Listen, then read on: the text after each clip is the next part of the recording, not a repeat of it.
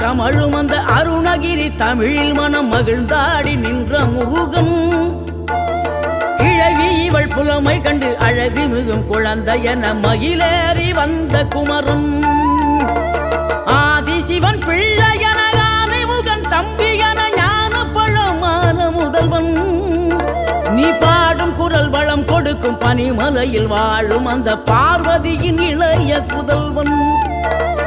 தேனெடுத்து திணை வளர்க்கும் சிறு குரத்தி வள்ளியவள் சிந்தையில நின்ற மன்னவா. நீ நாடி வரும் பக்தர்களின் நாட்டம் அதை தனித்தருளும் ஞான